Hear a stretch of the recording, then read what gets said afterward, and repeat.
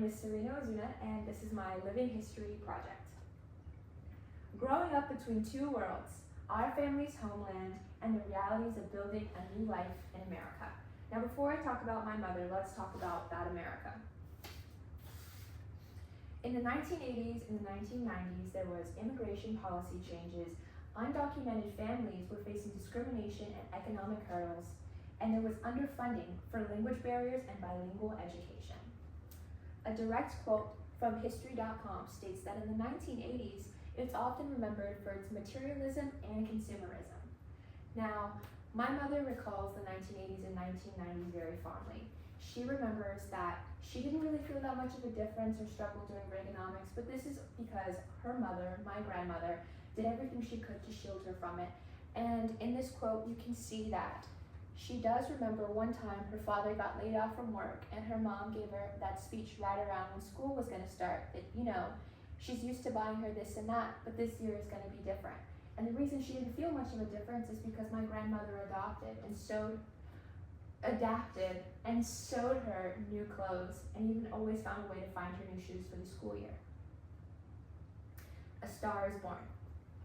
I chose my mother, Cristina Ozuna Jimenez. She's a first-generation Mexican-American, a young mother, an aspiring star, and a trailblazer.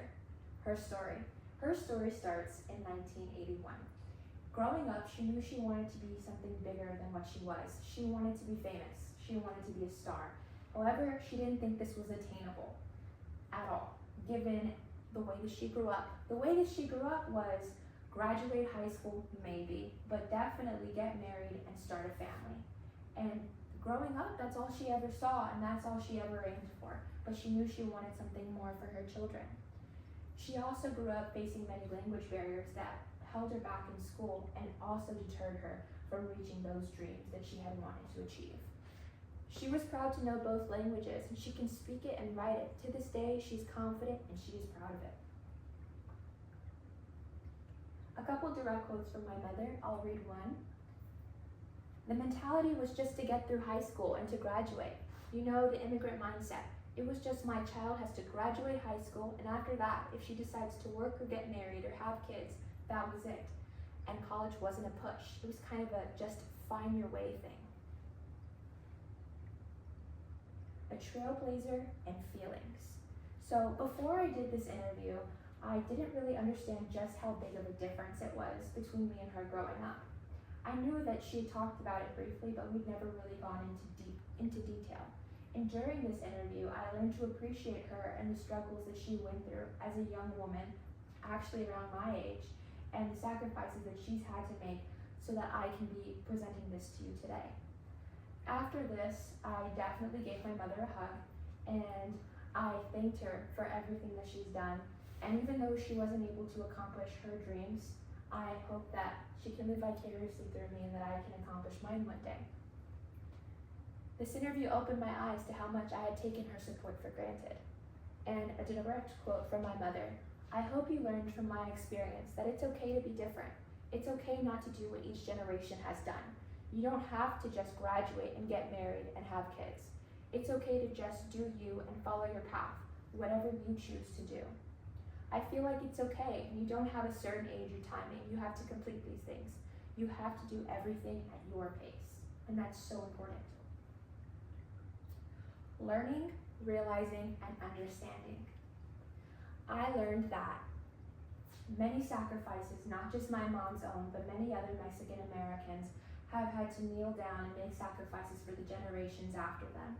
And that I've realized that unfortunately, these mindsets are still being passed down, and I'm very lucky to have a mother who is learning and realizing that what she was offered isn't all that there is in the world, and that I should seek higher education and be able to achieve those dreams, and that unlike the way she thought, it is not unobtainable. I'm understanding better how I can better grasp these dreams to make my mother proud and myself proud, and so that I can continue this legacy and give my daughter a better life. This project has been highly beneficial in reminding me why pursuing my education is so important and how imperative it is that I am able and encouraged to pursue it. This here is a necklace that my mother had at my age 22. She gifted it to me a couple years ago, and I keep it as a reminder to continue pushing on and to pursue the dreams that I'm allowed to have. Thank you. Thank you to the audience and to my mother and her experiences that have been able to shape who I am today. I leave you with one last quote from my mother.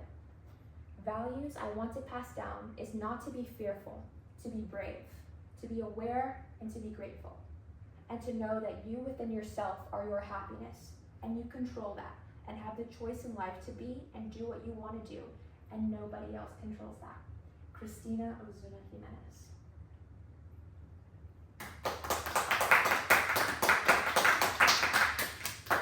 Thank you. That's it. Yeah, that was perfect timing. It was 4 to 6 minutes. I stopped at 5:39.